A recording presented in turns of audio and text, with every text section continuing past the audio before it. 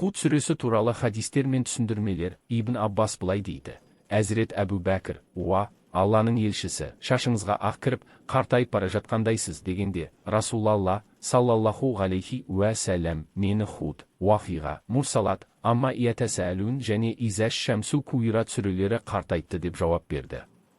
Алиул Қаридің түсіндіруінше, Әзірет Әбу Бәкір бұл сөздермен Расулалланың басына қарттықтың белгісін көрсететін ақ шаштардың көбеюін айтқысы келген. Өйткені кейбір риуаяттар ардақты пайғамбар қайтыс болар кезде шашы мен сақалындағы ақ түстің 14 тал болғандығы айтылады. Әзірет Әбу Бәкір бұл сөздері арқылы әлі уақыты келмей жатып, шаштарының тым ерте ағарып бара жатқандығын айтқысы келген. Расулалланың мені мына сүрелер қартайтты деуі, сол сүрелердегі мағыналар тереңнен толғандырғаны соншалық ішіп жеуден қалдырғанын білдірсе керек. Өйткені хадисте айтылған бұл сүрелер бұрынғы өткен қауымдардың бастарына келген әртүрлі бәле жалалар жайын сөз етеді. Әсіресе қияметтің қалай орнайтындығы турасында хабар береді. Адамзаттың шынайы болашағы туралы әр парақта жеке-жеке, егжей-тегжейлі баяндайды. Шынайы иманға ие болғандар бұларды ойланғандықтан дүниеге бой алдырып, аяғын көп шалдырғандар секілді жүрдім бардым қарап, сылқия тойып, сықылықтай күліп отыра алмайды. Сондықтан болса керек, Расулалла саллаллаху алейхи уә сәлем менің білгендерімді білетін болсаңдар, аз күліп көп жылайтын едіңдер деген. Өмірдің өтпелі шаттығына деген құмарлықты азайту үшін өлімді көбірек еске алу керек екенін өсиет ететін. Ибн Аббастың айтуынша бір кісі өзінен, көрдіңдер ме?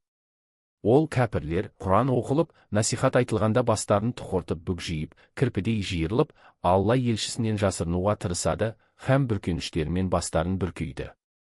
Алайда Алла тағала олардың, тіпті есік терезелерін жауып алып, көрпелерімен бүркеніп алған кездеріндегі іштеріне бүккендерін де, жария еткендерін де біледі.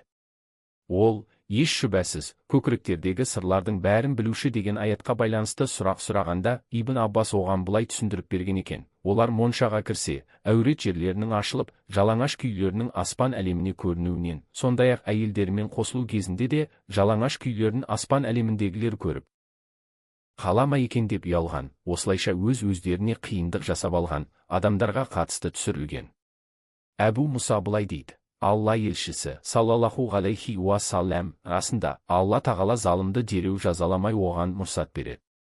Ал егер оны жазалау үшін ұстаса, қашып құтыла алмайды деп Құранның міне, Раббың залым ауылдың тұрғындарының сазайын осылай береді. Шынында оның жазасы өте ауыр әрі қатты деген аятын оқыды. Тирмизидің риуаятында мүмкіндік береді, юмли емес, уақыт береді, юмхил деп келген. Ибн Мәсғуд былай дейді: бір кісі келіп, Алланың елшісі, мен қаланың алыс бір аймағында бөтен бір әйелмен ойнап күліп, ешқандай жыныстық жақындыққа бармай нәпсімді қанағаттандырдым. Міне енді алдыңа келіп тұрмын, жазамды бер деді. Сол сәтте Әзірет Омар тұра ұмтылып, Алла сенің мұныңды жасырды, әттең-ай, сен де өз-өзіңді солай жасыра білсең ғой деді. Алла елшісі ешқандай жауап қатпай, үнсіз қалды. Әлгі кісі сәлден соң орнынан тұрды да жөніне кетті.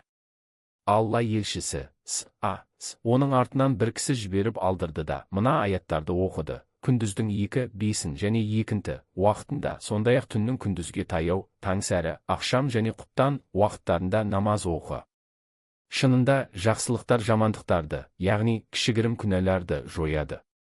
Бұл ойланып, ғибрат алатындар үшін айтылған бірер насихат. Сонда бір кісі келіп, Алла елшісі, бұл үкім тек қана сұрақ сұраған кісіге қатысты ма, әлде басқаларды да қамти ма?